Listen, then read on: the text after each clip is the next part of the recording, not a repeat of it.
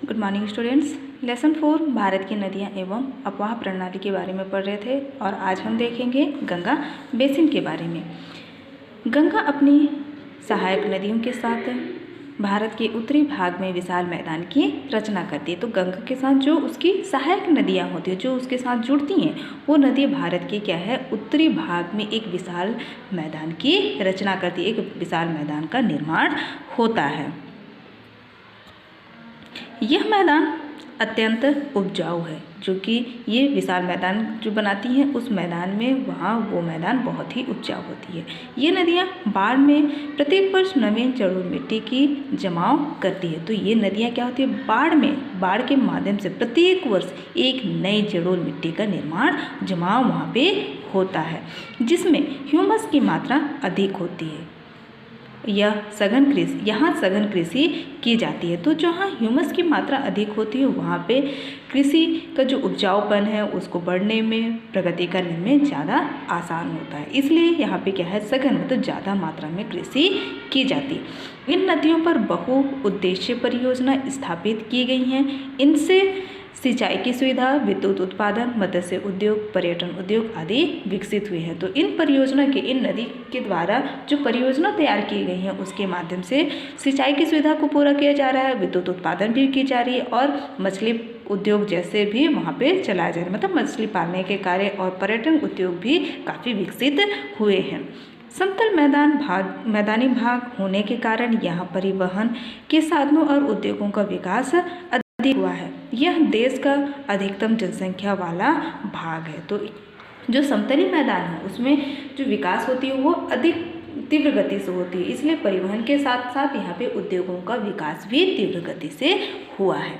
यहाँ देश का क्या है, अधिकतम यहाँ पे लोगों की जो बसाहट होती है, एक तो समतली मैदानी क्षेत्र है तो ऐसे जगहों पर लोगों की बसाहट अधिक होती है। तो ये देश का सबसे अधिक जनसंख्या वाला भाग है। आइए इस बेसिन के इस हिस्से के बारे में पढ़ते हैं। देखेंगे यहाँ पे सुंदरवन में मानव जीवन। गंगा नदी बंगाल की खाड़ी में गिरने से पूर्व कई शाखाओं में बढ़ जाती है। जो गंगा नदी है वो कहाँ जाकर के, बंगाल की खाड़ी में जाकर गिरती है, लेकिन उससे पूर्व कहाँ है, उसकी कई धाराएं होती हैं, उन धाराओं में वो बटी होती हैं और अपने साथ लाए गए अवसाद के जमाव से डेल्टा का निर्माण करती है। तो इन जो कई धाराएं जो निर्माण करती हैं, जो कि जो नदी से पूर्व क्या करती हैं, डेल्टा का वो निर्माण करते हैं। तो अपने साथ जो अवसाद लाती हैं वो उनको वो क्या करती हैं, जमाव से वो डेल्टा का निर्माण करती हैं, जिसे क्या कहते हैं, सुंदरवन डेल्टा कहते हैं। सुंदरवन के लगभग 110 छोटे बड़े द्वीप पर रह रहे लोगों का जीवन कैसा है, संघर्ष में है। क्योंकि जो सुंदरवन है उसमें लगभग कितने 110 छोटे छोटे द्वीप हैं। तो उन द्वीपों में जो लोगों का जीवन बसर है वो बहुत संघर्ष मतलब कठिन से वो अपना जीवन यापन कर रहे हैं। यहाँ के लोगों का मुख्य पेशा मछली पकड़ना, खेती करना, जंगल में शिकार करना एवं मधु एकत्र करना। तो इस तरीके से वहाँ के लोगों का जो जीवन यापन वो क्या करते हैं, लोग उनका मुख्य व्यवसाय क्या है, जिसमें या वो अक्सर कर ये कार्य करते रहते हैं, जिसमें मछली पालना, खेती करना और जंगल में शिकार करने जैसे, और साथ ही साथ मधुमक्खी जो रस होती है उसको एकत्र करने का कार्य भी करते हैं। हर वर्ष चक्रवाती तूफान भी नुकसान पहुंचाते हैं। तो यहाँ पे हर वर्ष जो चक्रवाती तूफान होती हैं, जो बवंडर बनी होती है, वो परेशान करती हैं। पीने योग्य पानी बड़े कष्ट से प्राप्त होता है। मछली और केकड़ा पकड़ने की जुगत में अक्सर लोग बाघ के शिकार हो जाते हैं। तो यहाँ पे क्या है, एक तो पानी की बहुत जो पीने योग्य पानी है उसकी बहुत ही समस्या है। तो और साथ ही साथ ये बताया कि जो मछली या केकड़ा पकड़ने की जो लोग पकड़ते हैं वो लोग क्या है, बाघ जैसे खतरनाक जानवर के शिकार भी हो जाते हैं। रिहायशी इलाकों में खारे पानी से उपजाऊ जमीन नष्ट हो रही है। तो जो रिहायशी जहाँ पे लोग रहते हैं उन जगहों पर खारे पानी की जो उपजाऊ जमीन क्या हो जा रही है, खारे पानी से उपजाऊ जमीन जहाँ पे खेती की जाती है उसकी वजह से वो भी नष्ट होती जा रही है।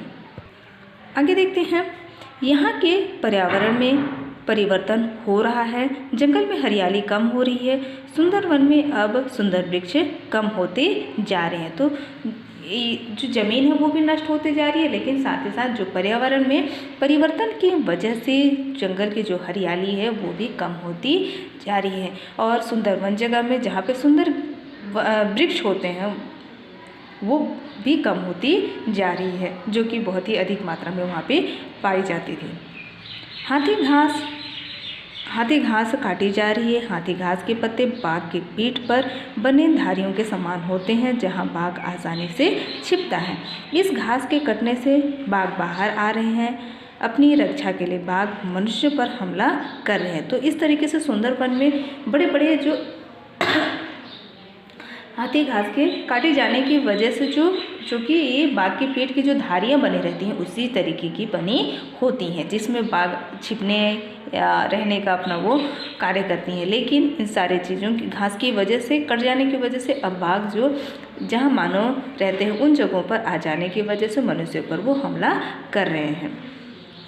अपनी रक्षा के लिए बाघ मनुष्य पर क्या करते हैं? हमला कर रहे हैं। आबादी का अतिक्रमण, जो आबादी की वजह से लोग फैलते जा रहे हैं, वो अघोषित क्रम से वन क्षेत्र में हो रहा है। जब डेल्टा में बाढ़ आती तो बाघ और शावक बहकर किनारे आ जाते हैं। जो आबादी है उन जगहों पे अतिक्रमण होने की वजह से क्या है, जो अघोषित क्रम से जो वन क्षेत्र हो वो क्या है क्षेत्र में हो रहा है, जहाँ पे जब डेल्टा में बाढ़ आती है तो उस स्थिति में जो बाघ के बच्चे हैं, शावक हैं, वो भी क्या है वो भी इस कहना चाहिए बाढ़ में वो भी आ जाते हैं और क्या होते हैं गांव में घुस जाते हैं। क्योंकि यहाँ पे देख सकते हैं कि सुंदरवन में जो क्या है मैंग्रोव वृक्ष वो दिखाया गया है।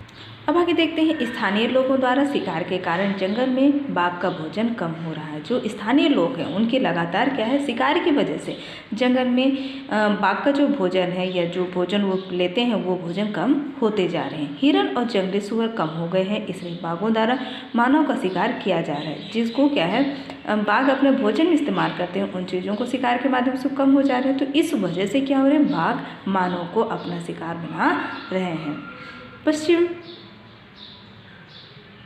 इसमें क्या है बाघों के द्वारा मानव का वो शिकार किया जा रहा है। पश्चिम बंगाल के जल संसाधन विभाग की रिपोर्ट के अनुसार सन 2004 तक लगभग 6 लाख लोग पलायन कर चुके हैं। तो इस तरीके पश्चिम बंगाल के जो जल संसाधन विभाग रिपोर्ट के माध्यम से बताई गई है कि लोग अब क्या है इन जगहों को छोड़ करके दूसरी जगह पर जा रहे हैं। पाथर, प्रतिमा, हिंगलगंज, गोसाना जैसे क्षेत्रों में बांस नहीं बचे हैं। बनाए गए तटबंध टूट रहे हैं, जिससे भारी जनधन की हानि हो रही है। तो इन जगह क्या है बांस प्रतिमा चाहिए जैसी चीज़ें क्षेत्रों में क्या है बांस नहीं बचे, जिससे क्या है तटबंध जो बना हुआ है वो क्या है टूट जा रहे हैं, जिससे लोगों की भी हानि हो रही है और उनकी जो भी चीज़ें हैं संपत्ति है वो भी नुकसान होती जा रही है। अब आगे देखते हैं ब्रह्मपुत्र बेसिन के बारे में। यह बेसिन पर्वतीय नदियों द्वारा लाई गई मिट्टी से निर्मित है। यह जो बेसिन जो कि किसके पर्वतीय नदियों द्वारा जो मिट्टी लाई गई है उससे बना है। इस बेसिन की प्रमुख नदी क्या है, ब्रह्मपुत्र है, जो तिब्बत में मानसरोवर झील के निकट एक हिमनद से निकलती है। यह नदी तिब्बत में संगपो और असम में दिहांग के नाम से जानी जाती है। तीस्ता, स्वर्णसिरी, मरेली, मनास, लोहित आदि ब्रह्मपुत्र की ये इसकी क्या है सहायक नदियां हैं, जो कि इसके साथ मुख्य मार्गों के साथ ये जोड़ती हैं। इस क्षेत्र में वर्षा अधिक होने के कारण निचले क्षेत्र में इसका पाट कैसा है, चौड़ा है। तो इस क्षेत्र में वर्षा मतलब ज़्यादा मात्रा में होने की वजह से जो निचले क्षेत्र हैं उन जगहों पर जो पाट है वो कैसा है, जो पठारी भाग है वो चौड़ा है। तटवर्ती क्षेत्रों में भी उपजाऊ मिट्टी का जमाव मिलता है। यह नदी बांग्लादेश में गंगा नदी में मिलने से पूर्व कई शाखाओं में बंटकर इससे गंगा के साथ डेल्टा का निर्माण करती है। जो तटवर्ती क्षेत्र है जिसमें उपजाऊ भूमि का जमाव मिलता है और साथ ही साथ क्या है कि जो नदी यह नदी जो कि बांग्लादेश में गंगा नदी में मिलने से पूर्व वो कई शाखाओं में बटी होती है और बटी होती है और साथ में गंगा के साथ अपना वो डेल्टा का निर्माण करती है। इसके द्वारा निर्मित मैदान में जूट, धान आदि की कृषि की जाती है। गुवाहाटी, डिब्रूगढ़ इसी नदी के तट पर स्थित हैं। तो जो इन नदियों के सहारे जो भी अवसाद लेके आने की वजह से यहाँ की जो ज़मीनी है उन मैदानी क्षेत्रों में फैल जाने की वजह से उन जगहों पर मैदान में जूट, धान कृषि आदि की जाती है, जो कि गुवाहाटी गुवाहाटी डिब्रूगढ़ ये नदी तट पर स्थित है। अब आगे देखते हैं नदी एवं ताप्ती बेसिन के बारे में। इस बेसिन का निर्माण एक पतली पट्टी के रूप में इन नदियों द्वारा किया गया है। ये दोनों नदियाँ एक दूसरे के समांतर पश्चिम दिशा में संकरी भ्रंश घाटी मतलब दरारी घाटी से होकर के बहती हैं। ये दोनों नदियाँ अरब सागर के खंबात की खाड़ी में गिरती हैं। ये दोनों नदियों के बारे में बताया गया है कि ये दोनों नदियाँ अरब सागर के जो कि खंबात की खाड़ी में जाकर के गिरती हैं। जबलपुर के समीप भेड़ा घाट नामक स्थान पर नर्मदा संगमरमर की चट्टानों से होकर बहती है, जहां धुआंधार जलप्रपात बनती है। तो इस तरीके से जबलपुर के समीप जो पास में स्थित भेड़ा घाट जगह है, उन जगहों पर जो नर्मदा संगमरमर की चट्टानों से होकर के वो वहाँ पे जो जलप्रपात बना है, वो वहाँ पे बहुत अधिक मात्रा में पानी गिर रहे हैं। इसके पूर्व अमरकंटक में कपिल धारा एवं दूधधारा नामक प्रपात भी नर्मदा नदी बनाती है। अब आगे देखते हैं गोदावरी नदी बेसिन के बारे में। इस बेसिन का निर्माण गोदावरी व उसकी सहायक नदियां पेनगंगा, मंजरा और पेनगंगा आदि द्वारा हुआ है। यह बेसिन कहीं सकरी तो कहीं कैसी है, चौड़ी है। जो बेसिन बनी है वो कहीं पे सकरी है तो कहीं पे चौड़ी भी है। पूर्वी घाट की ओर आंध्र प्रदेश के पोलावरम के पास यह कंदरा में होकर बहती है। इसके पश्चात नदी की चौड़ाई क्या हो जाती है, बढ़ जाती है। इस नदी द्वारा बाढ़ की मिट्टी का जमाव निचले क्षेत्रों में किया जाता है। काली मिट्टी इस क्षेत्र में कपास व अन्य व्यापारिक फसलें अधिक उत्पादित की जाती है। जैसे कि कपास है, ये सारी चीज़ें जो काली मिट्टी पर इसकी जो उपजाऊ क्षमता होती है वो बहुत ही अधिक होती है। मतलब फसल काफ़ी अधिक जो पैदावार होती है फसल के लिए वो बहुत ही अच्छी होती है। तो ये इसके साथ साथ अन्य भी जो फसलें हैं उनका उत्पादन किया जाता है। अब आगे देखते हैं कृष्णा नदी बेसिन।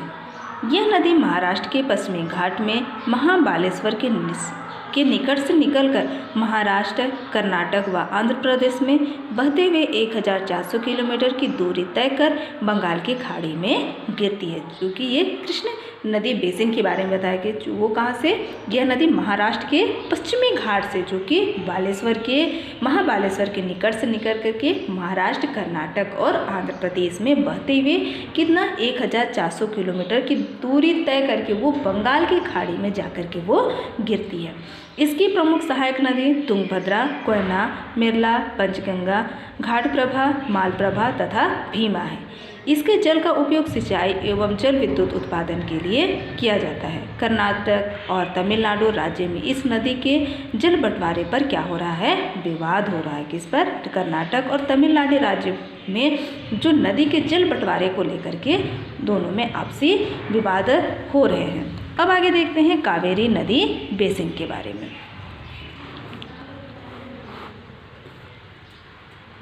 कावेरी नदी बेसिन, इस नदी का उद्गम कहाँ से, कर्नाटक राज्य में कुर्ग नामक स्थान से हुआ है ये कावेरी नदी का। इसकी प्रमुख सहायक नदी अमरावती, भवानी, हेमवती, शिक्षा, नोएल व काबिनी आदि है। इस नदी पर कई बहुउद्देशीय परियोजना का निर्माण किया गया है जो कृषि क्षेत्र के साथ साथ उद्योग के विकास में भी सहायक है। मतलब जो इन नदियों के में जो बहुउद्देशीय मतलब लोगों के फायदे के लिए योजनाएं लगाई गई हैं, जिसके तहत कृषि भी और उद्योग के विकास में भी काफ़ी लाभदायक सहायक हुई हैं। इस बेसिन में महानदी और उसकी सहायक नदियां जैसे शिवनाथ, हस्तु, माण आदि प्रवाहित होती हैं। प्राचीन काल में महानदी को चित्रोत्पला, महानंद, नीलोत्पला के नाम से जाना जाता है। जो प्राचीन काल में महानदी को इन नामों से जाना जाता था। यह नदी छत्तीसगढ़ की जीवनदायिनी मतलब जीवन देने वाली कहलाती है। छत्तीसगढ़ के मैदान का निर्माण महानदी व उसकी सहायक नदियों के द्वारा हुआ है। इस उपजाऊ मैदान में धान की फसल का उत्पादन प्रमुखता से किया जाता है। तो इन्हीं नदी के द्वारा और उसकी सहायक नदियों के द्वारा जो छत्तीसगढ़ के मैदान का निर्माण हुआ है, जिसमें धान की फसल का उत्पादन बहुत अधिक किया जाता है, जो कि जो मैदानी क्षेत्रों में फसल उत्पादन किए जाते हैं उसके लिए ये बहुत ही फायदेमंद है। इसी कारण छत्तीसगढ़ को धान का कटोरा भी कहते हैं। यह नदी छत्तीसगढ़ से प्रवाहित होते हुए मतलब पार होते हुए क्या है, ओडिशा राज्य में प्रवेश कर कहाँ पे, बंगाल की खाड़ी में गिरने से पूर्व क्या है, डेल्टा का निर्माण करती हैं। छत्तीसगढ़ में इस नदी पर रविशंकर सागर परियोजना, गागरेल बांध, मोगरा व शिकारसार नामक बहुउद्देश्य परियोजनाएं निर्मित की है। तो इन छत्तीसगढ़ पर जो महानदी जो बह रही है उन छत्तीसगढ़ की इस नदी पर जो रविशंकर सागर परियोजना जो कि गागरेल बांध पर बनाई गई है, इसके माध्यम से कई ऐसे लोगों को फ़ायदा दिया जा रहा है, वो ले रहे हैं और साथ ही कृषि और उद्योग में भी फायदा हो रहा है। छत्तीसगढ़ और ओडिशा राज्य की सीमा पर इसी नदी में हीराकुंड बांध बनाया गया, जो भारत का सबसे लंबा बांध है। तो यही जो कि बहुत इंपॉर्टेंट क्वेश्चन है, बच्चे ध्यान रखें इस बात को।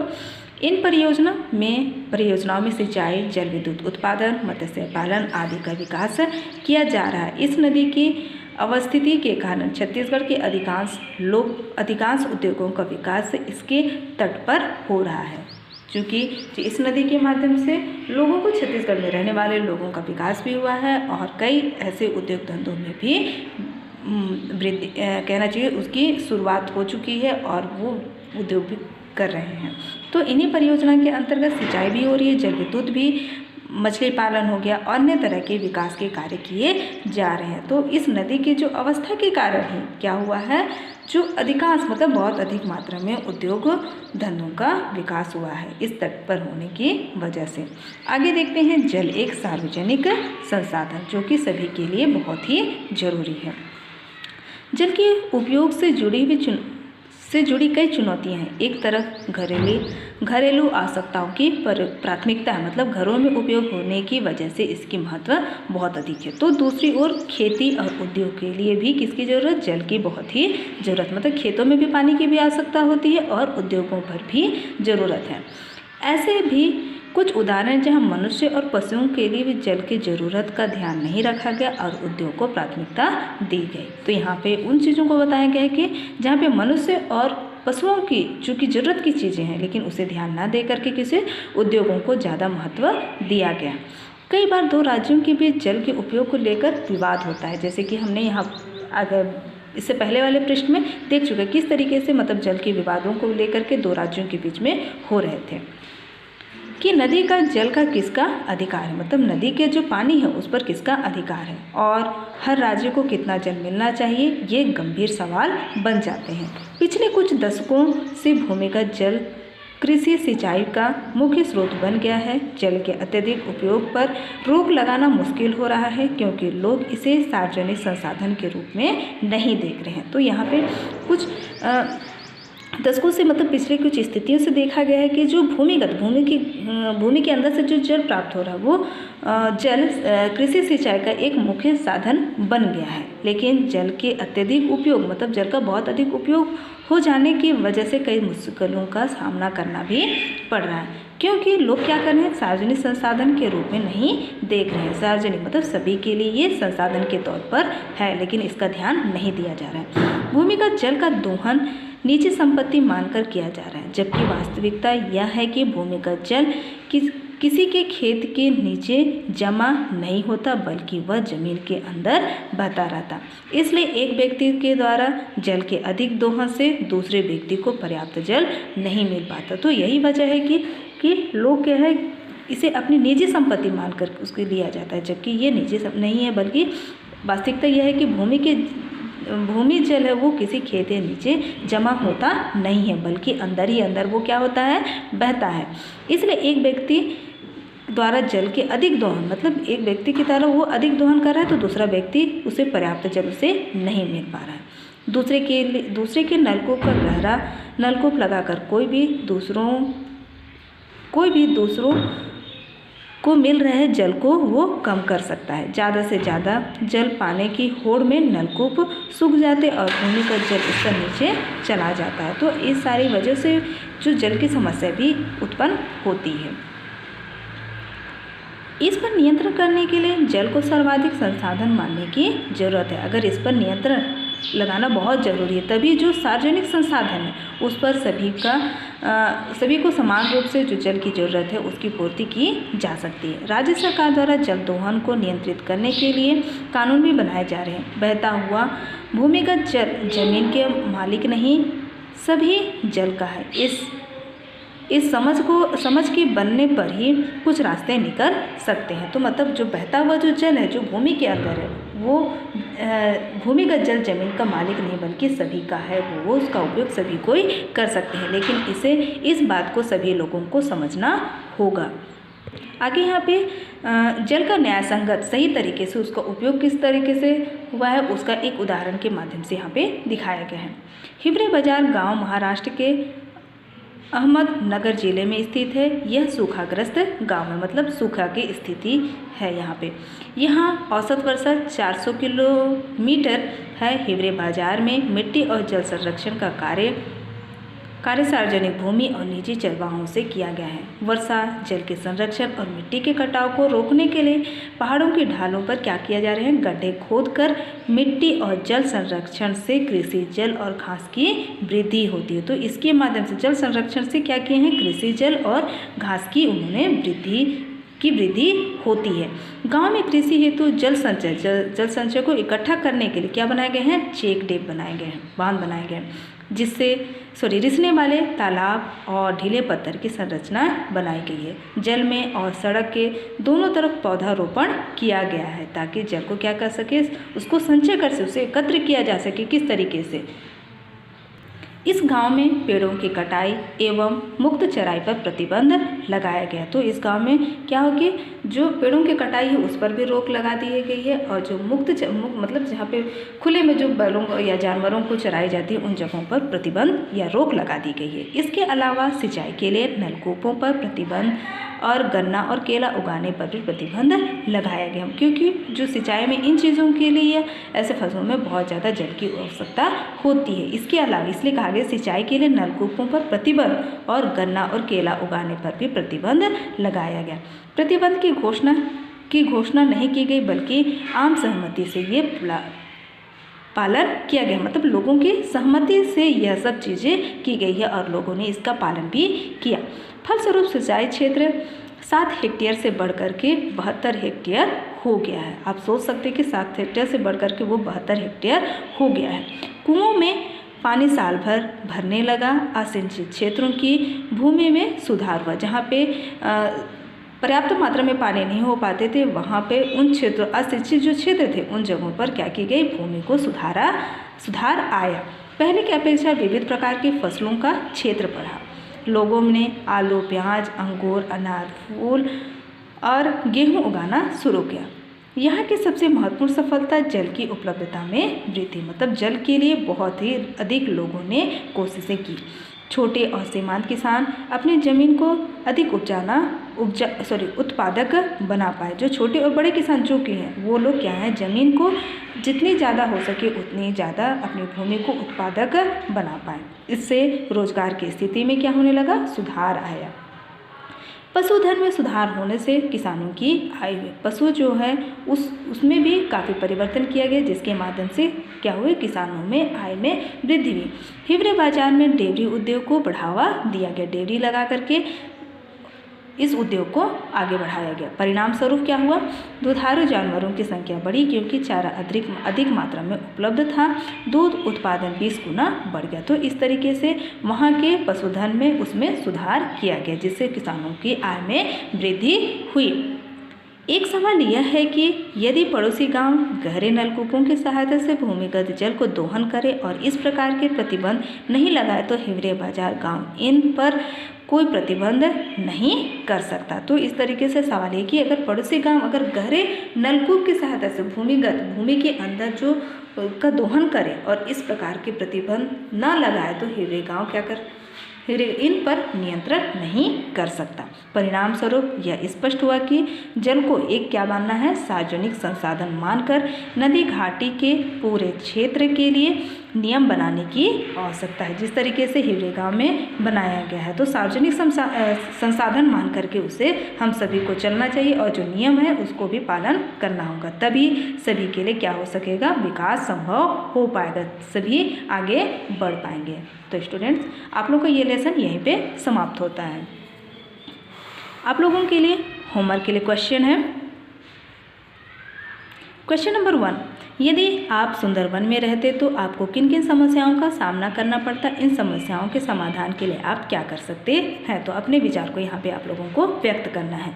भूमिगत जल का आशय स्पष्ट कीजिए, क्या भूमिगत जल स्तर नीचे जा रहा है, यदि हाँ तो क्यों।